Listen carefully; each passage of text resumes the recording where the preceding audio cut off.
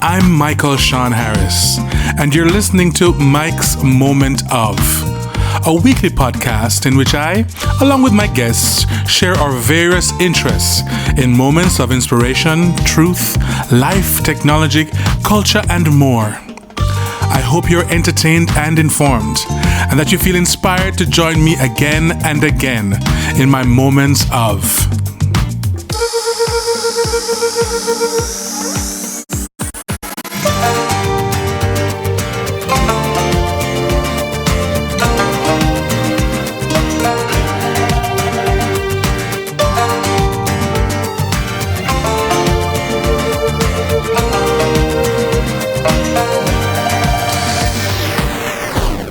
If you sneeze, I'll say I'm a doctor. You can always edit this out. I can prescribe stuff. You can. Only bush medicine, I hope. Oh, wow. All right, so welcome to this episode. I don't even know what episode this is because I'm just recording episodes of Mike's Moment of. And what we're calling this? Mike's Moment of... No, we're not calling it Mike's Moment of body dysmorphia. Mike's Moment of talking truth. Mike's Moment of what? What? Vulnerability. Yeah, we're talking about bodies, right? Yeah, we're talking about bodies. You tell us, Mike. Okay, well, I mean, first of all, we have with us one of my students and friend, Courtni Jackson. Yay! And another good friend and musician, and we went to the same school, but he's also a doctor, so he beat me. I'm kidding. and podcaster, you know, he's showing me the way actually. Mario Evon, Dr. G, Yay. Mario Guthrie. Dr. Guthrie. I'm trying to find all the names. The doctor. When I say Dr. G, though, it's not Guthrie. It's like Dr. Gangster. But anyway, I'm kidding. Okay, we're gonna edit out a lot of these things. No kidding. I'm a gangster for life.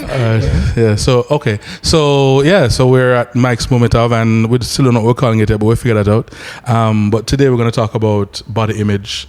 And you had said, Courtney, body dysmorphia and stuff, which we could talk about it. But I want, generally about body image, and especially with people who are in the music industry. Right. How they look at themselves, how they look at other people. And then, Jamaica is another thing. Jamaica is as well. Something else because, as soon as they see you, they don't even know you. It's like, oh, you're Biggie. You're always ready for call it down. Jamaicans are so familiar. Yes. It is so frightening That's the perfect word for us, familiar. They're really familiar. I forgot from 0 to 10 so many times when I'm just in the supermarket. I get so nervous to take up a Snickers bar when I'm at the cashier. Because they won't judge you. Especially if I'm at a high-low in Crossroads. Oh, wow. Man already familiarize himself with me already from me take up a Snickers bar and I say, so you must not eat them. So what? Me have to lift up, go from 0 to 10. By the way, this is a clean podcast, right? I don't want to. I don't want to necessarily filter you or censor you. No, I just want to make sure I don't say no bad word. I am not saying any bad word because but I probably won't. I am not saying any bad word. I told my mother I'm doing this, and she said, "Well, I'm gonna have to give it to this." So I'm saying, "Yeah." So. But I have stories too, because it's not just women alone that happened to. I remember being in a parking lot with a friend. I'm not going to say her name, but she was a broadcaster as well, and I think a former beauty queen. But it's somebody I know from Little People, Right. So we know each other a long time. So we're catching up. We hadn't seen each other, and we're hugging. And there was a security guard right beside. I guess he was talking to her before, and so she turned to me. Oh, Mike, hi, how are you doing? So we're hugging and stuff. And then out of the blue, the security guard who's not in the picture, is like, no man, too fat. I'm like, what? Who is he talking about? You? What? Me. I don't know him. Him don't know me. That is so crazy to me. How you even coming at the Why equation, are you in the conversation, sir? number one? Right? Nobody don't know so you. The two of us kind of look like and we just continued our conversation. You know what I wanted to ask you guys, and I guess maybe because you're going to have a lot of listeners who don't even know who you are. True. How would you describe yourselves in terms of how you perceive your bodies? Because that might kind of give them a background as to why we're even having this conversation. I can start. And it's changed. I mean, I'm overweight. I know I'm overweight, but I remember always being told that I was overweight. And when I look back at some pictures when I was like in Asher, Little People or whatever, I look back at these pictures and I wasn't. but from then they were telling me that you were probably the bigger of some of the people in the group. Yeah, because they're all dancers and really. But I was not. Right. Not by no stretch of the imagination was I fat or even chubby. So I think I kept that in my head from then, you're overweight, Mike. That's something I will keep telling myself. Right. So yeah, that's I think that kind of sums up how I think of myself. What about you, Courtni? For me, I also class myself I also class myself as overweight. I've always been like bigger than everybody else. I mean, I was actually an athletic child. I used to run race, come first, and I'm stopping the sports day. But I don't know, after a while, I had a traumatic experience when I was a child. And I think ever since then, I guess that was just my sort of comfort in terms of eating. And I come from a big family in terms of not big in numbers, but like we like to eat. And they themselves think they're chubby and they themselves think they're fat, but like other people don't think they're fat. But in my family, we like to eat. We do like to eat. We like to eat and we like to diet, but we like to eat. So, I've just always been one of those big children, a big teenager, and now a big woman, and my father, he's 6 feet 7 inches tall, so I am tall as well, so it's just like it always stood out. I always stood out, you know what I mean, being tall and big. So that's an interesting concept too, and I guess I will have an interesting perspective because I've always been skinny, right? But as I become older, I've gained more weight than I had before. But it comes back now down to your personal perception of whether you're skinny or fat. Yeah. So now I call myself skinny fat because in my head, I guess with social media and all of these things, I want to probably look like some of those dudes on IG and have like a 6-pack and all these things. Right. So once I am not looking like that in my head and my belly have on a little fat, even though the other parts are slim, you don't feel like you've hit your goal. Right. But it can be a little weird because it's like a personal goal, but you're not really fat in the scheme of body mass index, which is medical term, or in the scheme of life. You're not fat. Yeah. And in anybody who's really heavier than you, hearing you call yourself skinny fat wants to slap you down on the floor. Right. It's like, and maybe they will. But it seems like we tend, especially with the social media stuff, and I guess before that it was magazines or whatever. When you see all these airbrush people and everybody who's a trainer who's looking for clients on IG, they're putting up their best pictures and their most Photoshop pictures, and with a twist to the side so it looks like they don't have a waist or whatever. And I mean, you tend to compare yourselves with those and it's really an unfair comparison. It's unfair. And they do unrealistic things to sometimes maintain those body images. Yes. Pills and all them some there. And even without the artificial stuff, the kind of work that goes into it is just a little, it's almost like a job. And quite honestly, some of them don't have no sense. I mean, seriously, some of them they don't have no real training in terms of health or anything, and they have no sense. Right. Because I've seen a couple of them actually. Because there's some videos that come up that become viral, and there's a couple of them that happened with a girl who was like really big, and she was wearing like really skimpy clothes or something, and one of those trainers was kind of tearing her down, basically on his own page. And I was like, well, I would never work with you, because you don't really have any kind of compassion or understanding for what's going on. You don't know what's going on with this woman. Right. You don't know what kind of medical condition she might have or what her life is. Yeah. Because people will look a certain way and they're not necessarily unhealthy. Right. Actually, somebody who's slimmer might be more unhealthy than they are. Absolutely. Absolutely. I can vouch for that. Yeah. But medical conditions, some of them can factor in to weight gain or having difficulty losing weight. True. Like if you have an underactive thyroid, you may gain weight more easily. And a lot of mental illness can tie into that as well. If you're depressed, you eat.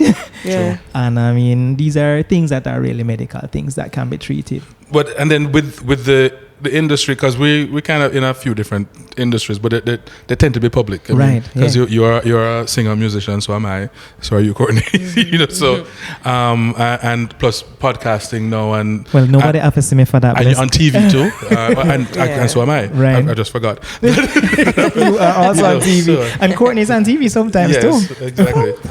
So you have all these things. There's these things that you have to think about, and sometimes worrying so much about how big or how small you look can cause you to to not do something that you would have done. Absolutely, yeah. You're holding yourself back, basically. Yeah. And so you end up in this cycle of dieting and cleansing and that kind of stuff.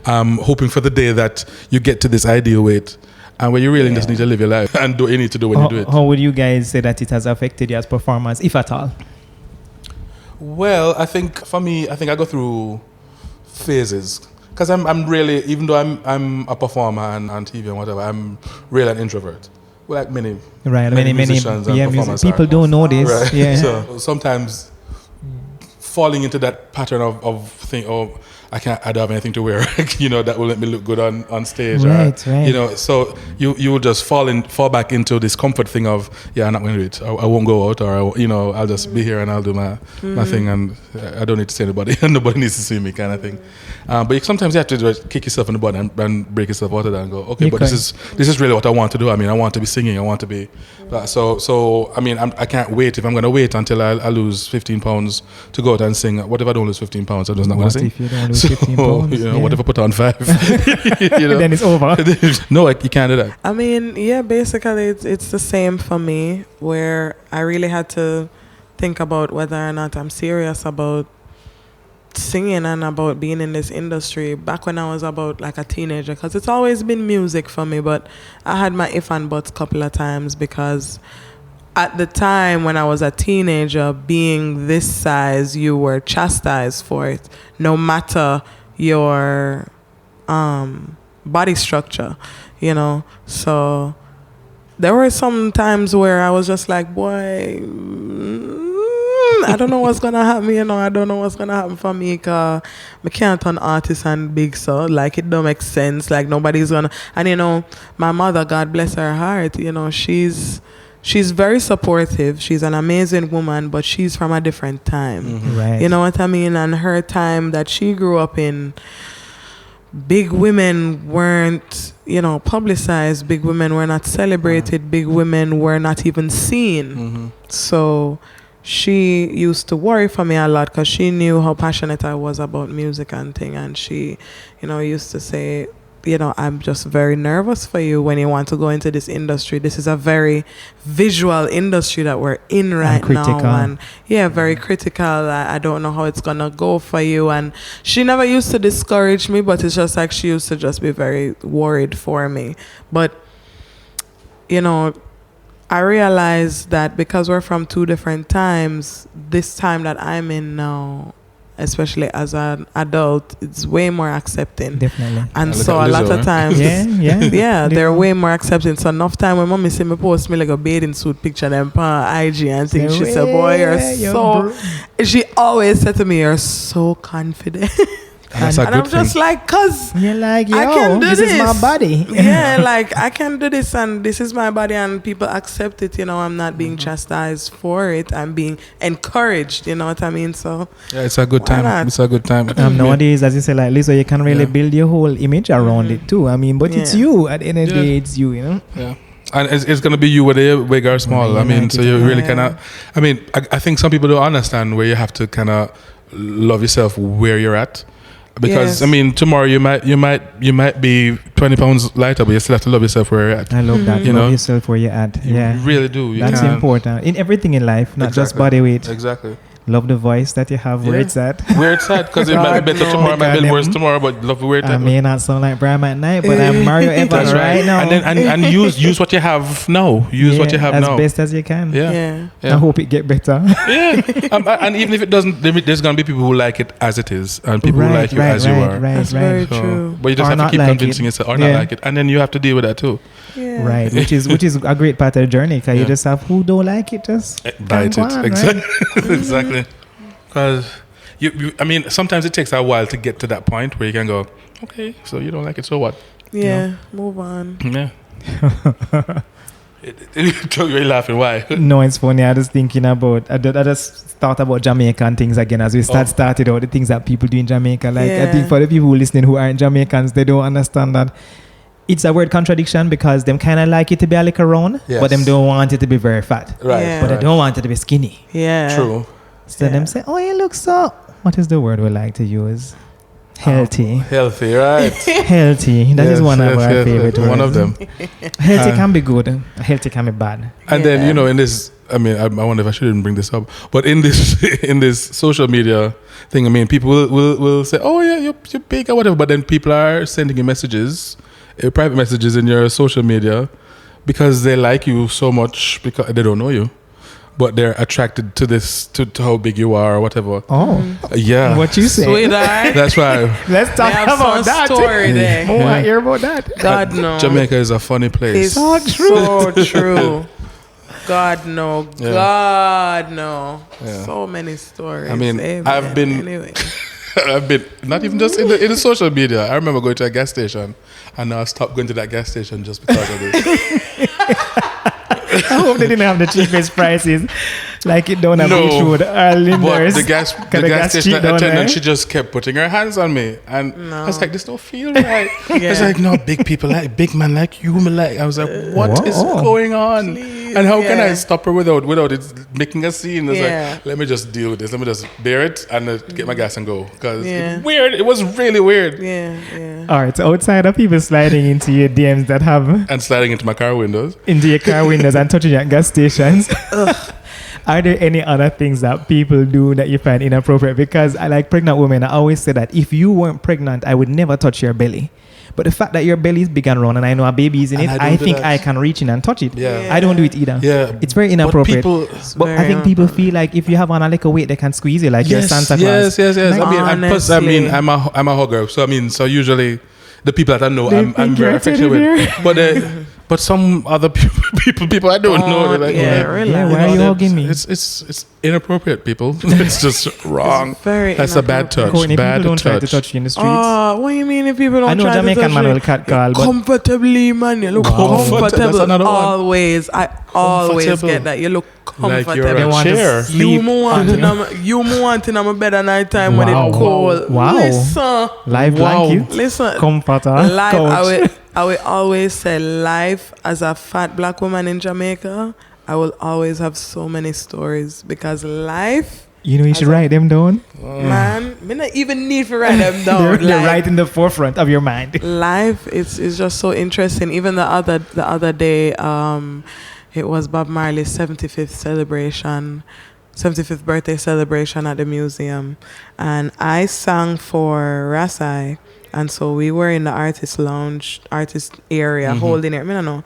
We were there watching the show go on and thing, and Rasai do him set already. So, you know, it's just time to relax and enjoy the rest of the show. A man came up to me and said, "Excuse me, do you have a lighter?" I had one, but I don't remember where I put it. So I thought I put it in my back pocket. It was in my fanny pack. But me just kind of feel my pockets, and then I felt my back pockets. And then when him see me feel my back pocket, he said, no, a good man, me have, and him just take out film light at the same time. And then he was just like, feel around this again, no, feel for around this again. I said, what? Oh my God. I said, sir, what? What? And then him just said, where you call me sir for? Where you call me sir? And him just get so defensive and whatever. And I'm just like, it's so funny how you getting so defensive. You don't even realize what you just said a while ago. Yeah. And it's just like there are so many situations I've been in where I'm just like, if it was a different woman, you'd have get embarrassed. He made a totally non-sexual situation sexual. Yes. And then want to defend it. Yeah, like you would have get embarrassed. Some woman would have thump in your face. Some woman would have slap you. Like you would have gotten so embarrassed. But true, me is a calm person, and I just don't like confrontation. Bob Marley birthday and these things. No, I just don't like confrontation, and sometimes I just find the calmest way to get out of a situation without disrespecting anyone, because you never know who you're talking to, and you never know what might come out of it. But like in a situation like that, me don't want nothing to do with them and but like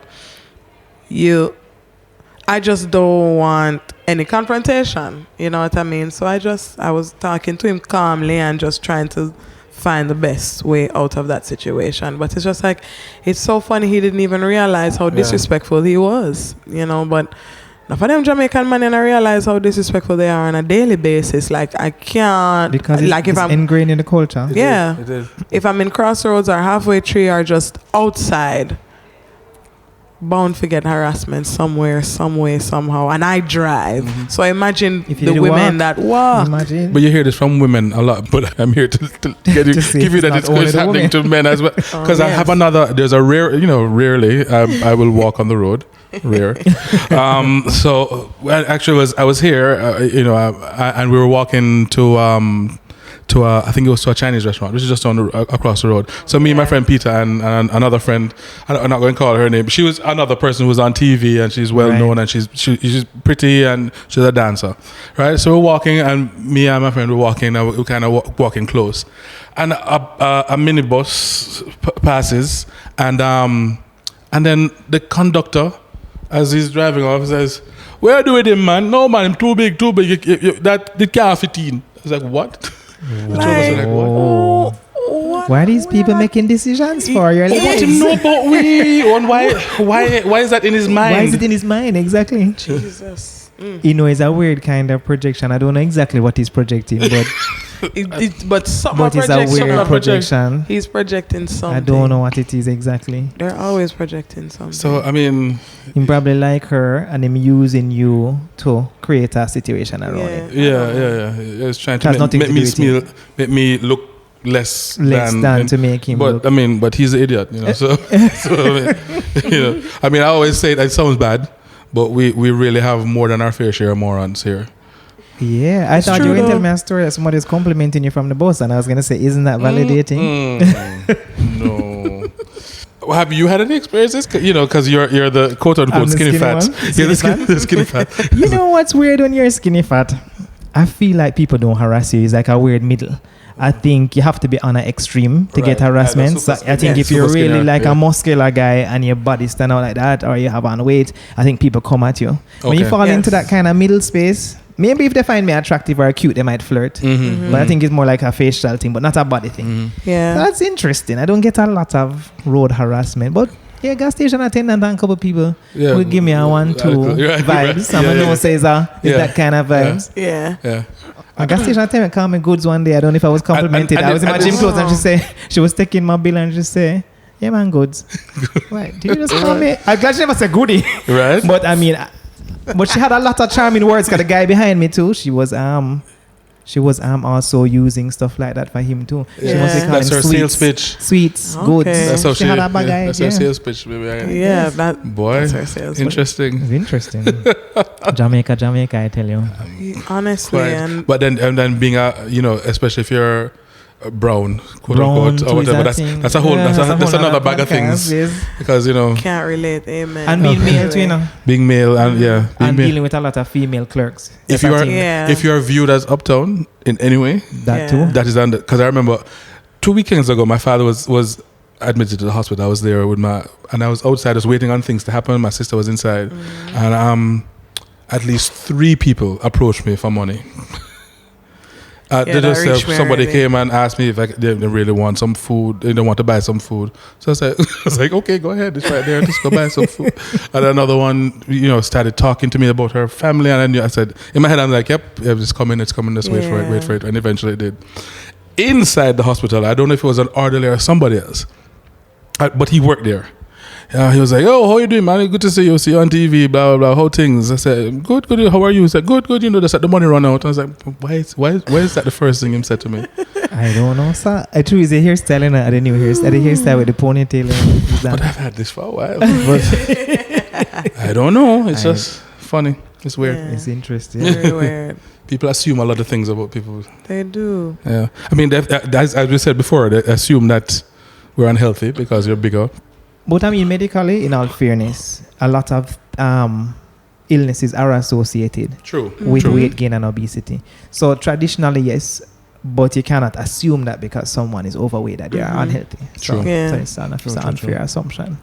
Is there advice, even from your own experience or even as being a medical doctor, that you give to people in terms of how to approach having a healthy view of themselves, of their body, of their, if it is in fact that no, they're not viewing themselves in the best light, what are the steps that they can take, or, if you do want to change your body as well, if you want to make a change, I mean, apart from dieting, there's dieting, there's plastic surgery, there's a gastric bypass, whatever, these different things, but not all of those things work if your mind isn't right, because they're temporary, if you're not. It's tricky, and as you said, it starts with loving yourself and loving yourself where you are.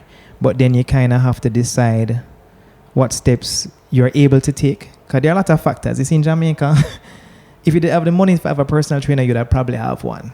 So we need to look into that too when I talk to people. Because if you can't afford a personal trainer, then you're going to have to figure out what to do next. Am I going to walk? Do I live in a community where I can walk? Right. Yeah. Do I have time to walk? Can I get Emancipation Park to walk? So, you have to be sensitive to those other factors, and same thing if you're busy, what do I have access to? Can I prepare my own food? Can I? But as a doctor, I look at the whole patient and I think there are the numbers. So you have your body mass index, which is your weight for height, which isn't always accurate, but those numbers are a guide and you want to be inside the normal bracket, right? Which is 18 to 25. To get to that bracket, I tell people to start slow and don't be hard on yourself. Like if you drink 3 soda a day, drink 2. Mm-hmm. Yeah. Go down to 1. Start drinking water every day. Like just make baby steps, because you really want to move from overweight to like skinny in a blink, and it's impossible. Right. Yeah. And it took a while to get there. Either direction. It took a while to get there. To get somewhere else. But the mental journey, I agree, is difficult. A lot of it is in the mind too, Yeah. I think also it's creating healthy narratives for yourself.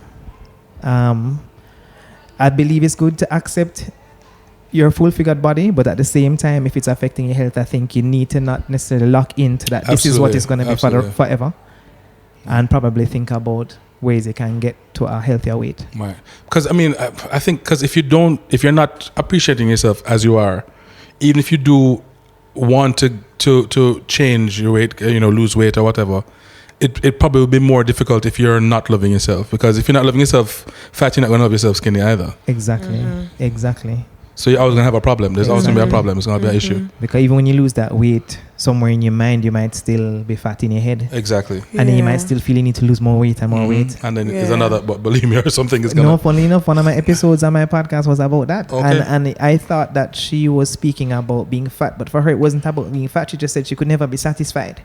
Right. So every time she lost, she just was never happy. And but she never thought of herself as fat per se, but it was tied into a bag of other emotional stuff. Yeah. So I would throw in maybe seek a therapist if you have somebody who you can speak to about some of the things that you think might be keeping you here, which you may not even know. True. Maybe it might be good to talk it out. Deal with the mind first and then deal with the body after. Yeah. Very true. Very important. Because I feel it's a similar thing to those people who win the lotto, but in their head they don't really have the consciousness to deal with that much money. Right. So when they get it, they don't keep it. They lose it. They lose it. They lose it. They give it right? away, or it gets stolen, or they waste it, or something, because they don't have that kind of attitude or understanding of how to deal with this. Exactly. And it probably looks difficult. Yeah. And it may not be as difficult as it seems, And that's why the baby steps are important. Because once you start seeing like the improvements, then you'll be like, oh, this is not so bad. Right. Very true. And then everything starts to unfold. I think the other thing on these kinds of journeys, you'll see improvement, but then sometimes things get in the way, you get derailed, and then you just don't forgive yourself, and then you which comes back to the mind again. Exactly. Because you really, as you said earlier, you can't be too hard on yourself. If you're trying to change what you eat, and then one day you have a piece of cake or whatever, which in your plan you're not supposed to have. Right. Don't kill yourself of it. Just go back to the plan the next day. Right. You're not perfect. It's hard though to strike a balance between doing the things you need to do, having thick skin when you're hearing all of these things, and then thick skin for your own self, because your self-talk can be so destructive sometimes. That's very true. And sometimes it's not just strangers doing the thing; it's people in your family or your friends. Family who you think should be supporting Exactly. And you don't feel supported by the people closest to you. And sometimes in their head they're supporting you by doing that. They're pushing you in the right direction. Yeah. So they're driving you crazy. So you kind of have to have understanding and love for yourself as well as them, because they're in their head, they're coming from a good place. You know, it's funny. On the flip side, my mom knows I like to go to the gym, but she sometimes will say, "Oh, you love to go to the gym so much, you must take a break." So sometimes it can be the other way, like they think you're doing too much. Yes. And I mean, I'm still feeling like this is within my normal. Like, I want to go 4 days a week. Yeah. Like, take a break, eat some cake, you'll burn it off. I still get to eat some cake, you'll burn it off tomorrow. Yeah. So, you know, any direction. Yeah, you really can't win. You can't win. Because I remember when I was going to the gym regular as well, and I'd be told that as well. So I was like, why you going "Oh, so you're much? getting too much. You're not tired. Yeah. You must get some rest." Yeah. You know? That would be my grandma. This is all you're eating? Sure? That's all you're eating? You're and sure then, you can manage so many days? Is that all you're going to have to eat? Really? That's funny. Everybody else can't live your life. Now, as much as they try to, they will try to live your life for you. Mm-hmm. You know, you really can have to say thank you, but no thanks. But no thanks. Yeah, that's true. Because you're the only person you go to bed with at night. Amen. And you're the only person that hears your thoughts. And at the end of the day, you have to love your own company, and you have to tell, as my mother will always say, tell yourself nice things. I love that. I love that too. Tell yourself nice things. Tell yourself nice things. Almost every conversation my mother and I have over the phone. That's great. I love your mom, you know. I love your mommy so much. I love her too. Have you told yourself anything nice today? Write down 5 things journal. that you like Gratitude about journal. yourself. Yeah. And I do those things from time to time. I don't do them as much as, you know, I should. And she does them as well. Good. Not as much as she should. But, you know, she's always like, remember to tell yourself nice things. Like whenever I tell her, you know, I was sad the other day, but, you know, I'm fine now and whatever. She's like, well, my dear, you know, every day it's a process, but you must just remember to tell yourself nice things. When is her birthday, by the way? She's a Virgo, September 5th. Okay. Wow. When are your birthdays? My birthday is January 15th. I'm a Capricorn. What are you? July 28th. July Leo. Is Leo. Okay. October 9, Libra. Okay. Interesting. Okay. Virgo. My dad is a Virgo. They're strong. They're strong and they're beautiful people. Beautiful. All the Virgos practical in my life. They get stuff done. Well, all right. Let's not go there. Okay. Let me tell you, my mother is practical, you know, but it's just like sometimes she kind of selective with what she gets done from what does not get done. Right. Remember, she's listening, so I get. I know, right? Remember, she's listening. No, man, she knows. She knows. But maybe she doesn't want the world. Right, exactly. Yeah. Whoops. Whoopsie, made a poopsie. You can't slap me if I've been fast, but how does your body image factor into relationships? Not being fast at all. There you go. You'll be good. I mean, maybe we can skip this. You know, honestly, I think it does affect me, because I think I always go, who likes, you know, who would like me? Well, that gas station attendant. Even though, yeah, but boy, I know, right? Rough. Anyway, because even when somebody clearly likes you, go, they can't really. Really? It's like, what? No. That's because society brainwashes again. Yeah. They're actually people who can look beyond and love you as a whole entire person, because you're beautiful people. Yeah. Mm-hmm. Well, for me, it's kind of complicated, because back when I was in high school, I used to say that, like, me? Why the boy like me? Look how cute. You know, but now I don't say that anymore. But the problem for me is that a lot of times when I'm approached by men, I wonder to myself, is a relationship him trying to does he want to be friends, or is he fetishizing to have an experience? Because let me tell you, there are so many men who they say they want to get to know you personally, and they say, oh, your aura. Them love the word. Some of them love the word. They aura. I don't know what it means. Your vibes. You're just vibes. And you're this and you're that. But a lot of time they're fetishizing me, and because I have the dimensions, the small waist and the wide hips, it's like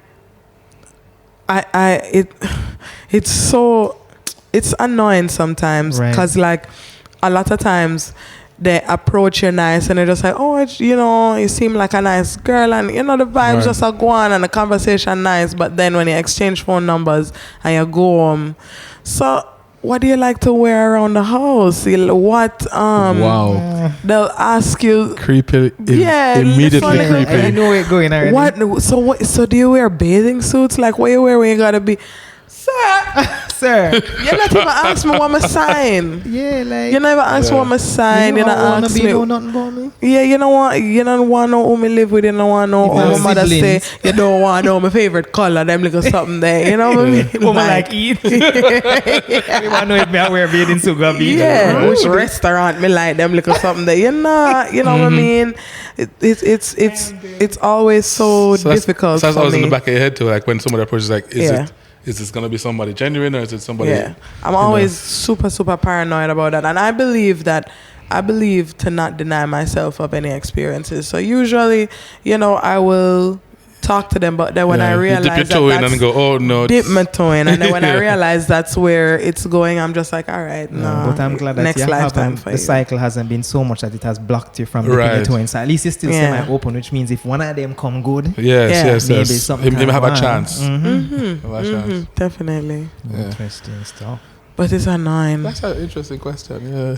Yeah. Sorry, you see, this is the podcast me coming on. Very good. This is your moment. I'm sure somebody's gonna write down in the comments. Mario asked too many questions, and it's Mike's podcast. No, sir. It's a conversation. Yeah, it is. So, what have we learned? What have we learned today, guys? So, you all know the 2 takeaway hashtags, which was love yourself as you are, and the one your mommy say. Tell yourself some nice things. Yes. Yes, and start where you are with what you have. Start where you are with what you have. Yes. Yeah, and how you are. I like those. Yeah. I mean, you guys have any plans for like things you're gonna be doing in the future? I don't know, in terms of life. Well, for me, I mean, in terms of my body, I just plan to be fit because, on top of singing, I really love to dance. And my mother said to me all the time, because back when I was younger, I used to love dance around in my room, just play me like a music, put on my headphones and just dance. And I don't do that so much anymore. And, my mother always say, you don't dance around in your room like you used to, man. What happened? But for me, it's not life-threatening in terms of my weight, but I just realize I can't dance as much anymore because after a while my knees are just like, hey girl, you need to rest. Stop now, And that happens with age too. Yeah. Well, exactly. Yeah. Not so you, me. So, for me, I eventually do want to lose weight, not a significant amount of weight, but just to a point where I am comfortable enough to dance as much as, I used to. Because that's something I'm very passionate about as well. I love dance. Love dance. I would have been a dancer. I want to like what Beyonce and, bless you, Beyonce and Jennifer Lopez and Normani, all those people, when they put on a show, they don't just go on. God bless Adele, I love her as well, but she just goes on stage and she sings, and that's what her fans expect. So her thing I work out, but like Beyonce and them people there, I am more aligned myself with them because they put on a show. They have them dancers and them do them little 8 count, 16 count, 24 count routines, and then they just take up back the mic and then they're singing and them good and them don't out of breath, like, that's where I see myself. I love that you said that, because when I was becoming an artiste, I always imagined myself the same way. So I was seeing myself as Justin Timberlake, Usher, not just standing at a mic and singing, like putting on a whole show. Yeah. And I don't feel like I fulfill that either. So it's like I'm passionate about it in just the same way. When you talk about being an artist and stuff, you're as you grow and develop and stuff, your image of yourself as the artist needs to change as well. Changes, yeah. And so it has changed and it continues to change. So I mean, this podcast is one of the things that I've decided I'm going to do. I've also written a book about performance. I think I was speaking to you about that. Right. So that I'm working on getting out in another few weeks, and also working on a few different things that I don't want to say yet, because until they're cemented, it's best just to keep that in the back. and to perform more. I'm always performing anyway, but you know, one of the things that some people don't realize, because people like to give you advice too when you're big, is like, oh, you should eat this and do that, but they don't realize that when you're a big person, you probably know more diet plans and fitness regimes than anybody else. Yeah. I think for me right now, it's just making some small changes. I mean, I really love going to the gym. I just have the time right now. As soon as I get back there, I think I'll be happy that I'm back there. But making small changes in terms of what I eat and when I eat and that kind of stuff, which I've been doing. I love my sodas.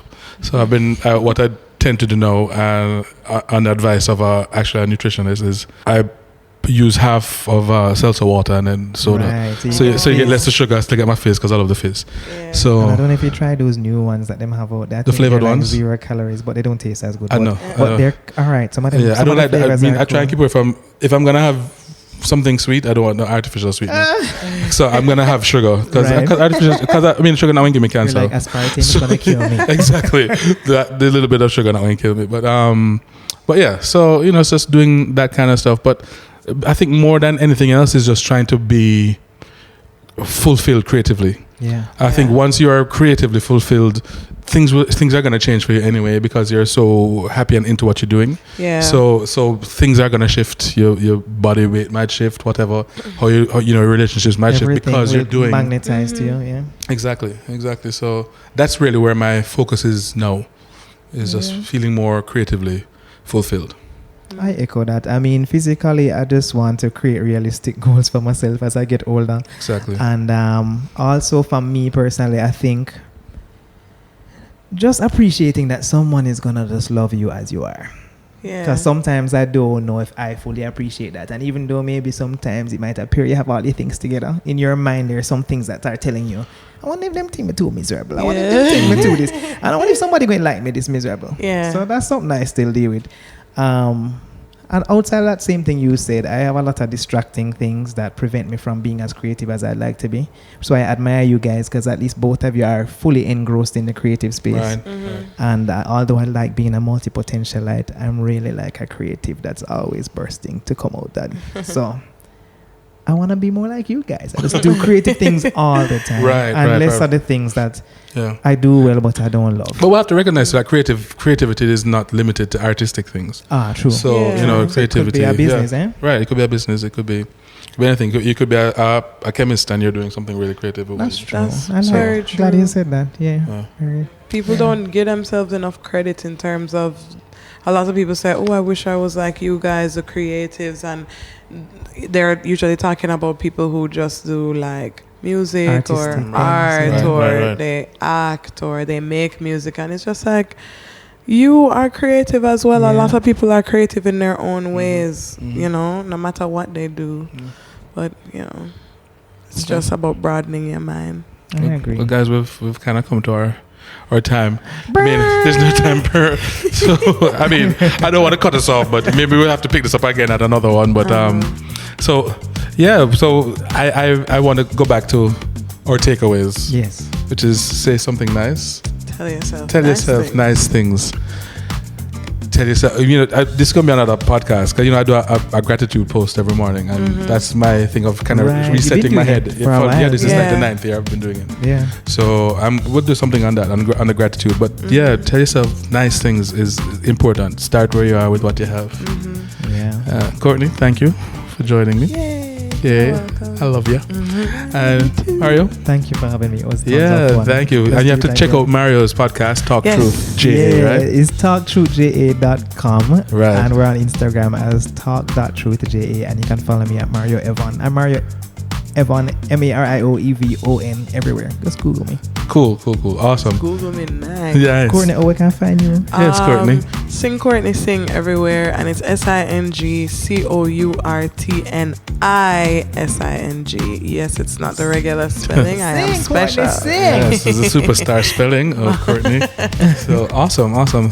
Thanks again, guys, and we'll put all the these links and stuff in whatever information. You know, this is my first time doing this podcast, so I don't even know where we're going to go. But we'll figure it out. So, the show notes. Yeah, the show notes. And what I have to do is subscribe and like and subscribe and share and comment. And give us a rating. Give Mike a rating on iTunes, please. Yes, please. Thank you. Thank you, guys. Bye. Bye.